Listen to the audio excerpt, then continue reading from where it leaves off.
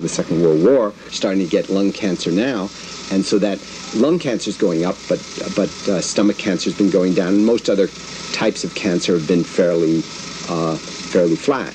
We'll probably pay something for the modern chemical world. Nobody really knows what the risk is really going to be. I doubt if there are going to be very many things that are in the same league with cigarette smoking. A 2-pack-a-day smoker is about 8 years off your life, and it's hard to see where very many of the chemicals in the environment are going to be anywhere in this close to the same league as that.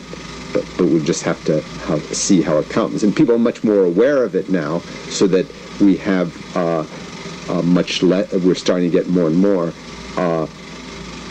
rules and concern about the problem, so there's less work or exposure to many of these environmental carcinogens. Do you think you'll get cancer? Yes, I think I'm going to get cancer 10 years sooner than I should. Mm-hmm. How about you, Ted? Yes, I think that anybody that's related to it that still has effects of it, such as zero sperm counts, are going to pay for it later. I imagine working around the DBCP is going to cut off several years of our life. How much, I don't know. That's the question, how much? And this is what got people worried right now, like myself and Jack and others. And there's no way determining that until the future comes. But the impact of environmental pollution eventually affects all of society. As more and more wells of the Central Valley were checked, it became clear that DBCP was no longer just an occupational problem. This coded map clearly reveals that, for the most part, it is the poor rural communities that have the wells most contaminated by DBCP. Epidemiologist Richard Jackson of the State Health Department has recently supervised a study of the cancer liability from DBCP poisoned wells. We're pretty sure it isn't good for you. The animal studies show that as you increase the amount of DBCP an animal is exposed to by drinking, you increase the risk of that animal getting cancer. But it's very unclear what 1 part per billion in the drinking water, what its effect is on the human population. Dr. Jackson and his graduate student compared the incidence of childhood leukemia in areas of high and low DBCP contamination. What we found was that increasing levels of DBCP in the 3 areas seemed to be associated with increasing rates of childhood leukemia, and it was at borderline statistical significance. The problem is that there's a confounding effect which is socioeconomic status, that the high DBCP areas also had more poor people than did the low DBCP areas. And it's very hard to know what the effect of those two are. I think it'd be very important that someone come along and duplicate this study in another area, and if this kind of finding duplicates again, it would be much more significant. It would not be simply a statistical fluctuation that we were looking at. These corporations, like I work with and throughout the United States, they're not concerned with the human aspects. They're concerned with the liability aspects of it. Mm-hmm. You know, these people that's working out there, to them, they can get anybody to work out there.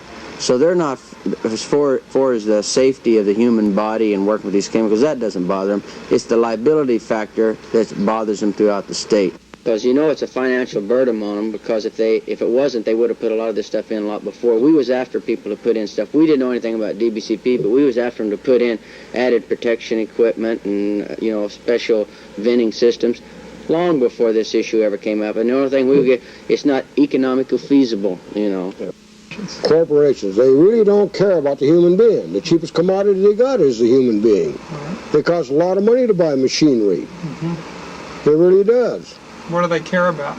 They care about the God Almighty buck. Mm-hmm. They got to take care of all their stockholders. Mm-hmm. That's who they got to take care of. I know that. I've known that forever.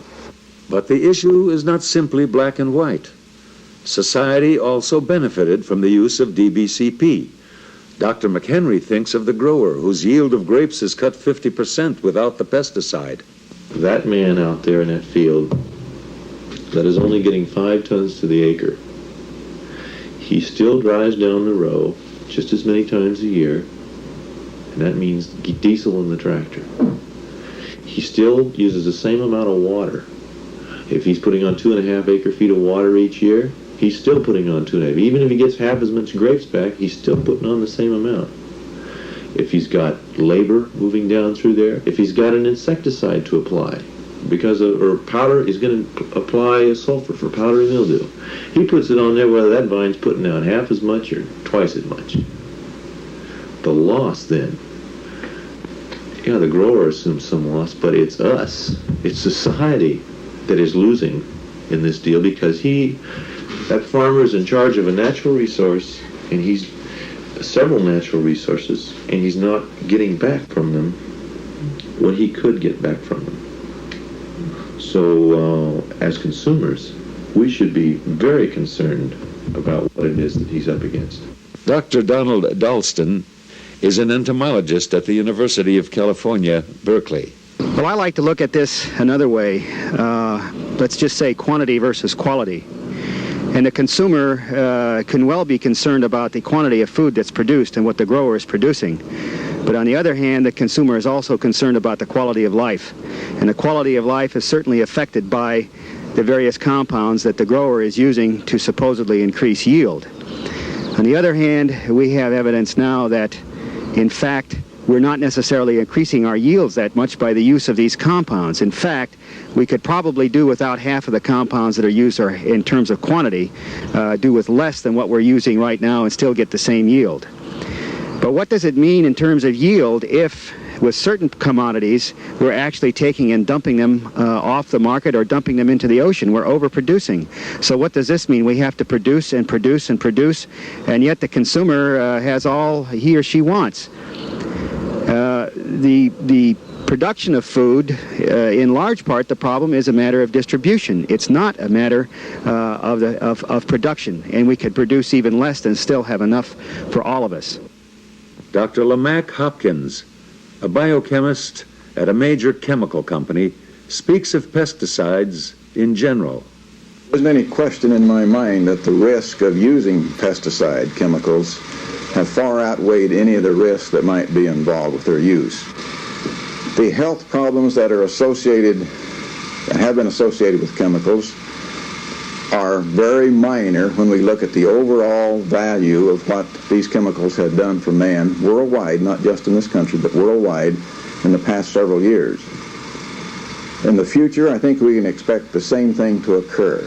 We expect a farmer, a grower in this country, to continue to produce more food and fiber on less land for more people. He's got to have the tools to do it.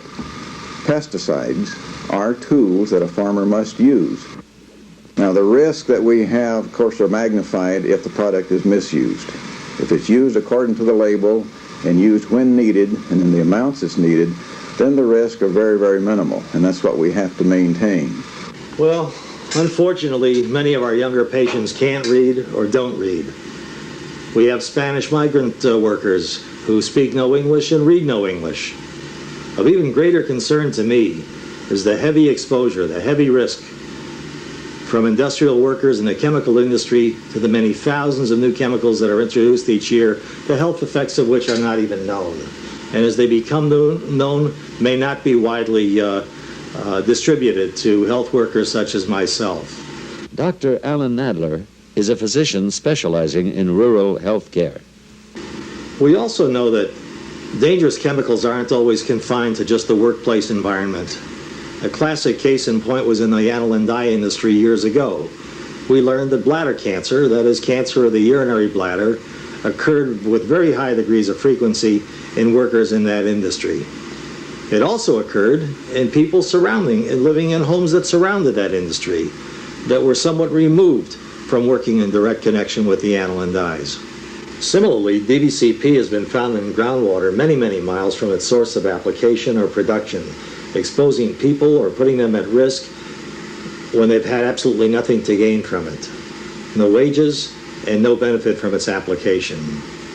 Stated another way, chemical products and byproducts can spread risk much more democratically than it does gain. I think a lot of things can be done. I think that it's a tragedy that in this age of computers that we have absolutely nothing resembling a national death registry, something that would compile causes of death, relate them to occupation, relate them to